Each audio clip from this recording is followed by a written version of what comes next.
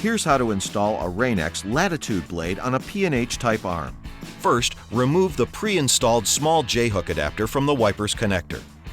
To do this, use a pen or screwdriver to pop it free. You're now ready to install the blade. After you've removed the old wiper, make sure the arm is in the up position. Hold the blade upside down perpendicular to the arm, forming a T. Next, locate the pin on the wiper blade arm and slide it through the smaller of the double set of holes in the connector. Finally, rotate the blade until it's held by the arm. Tug the blade to make sure it's properly fastened. Remove the plastic protective cover from the blade and gently lower the wiper arm onto the windshield. It's that simple. You're done.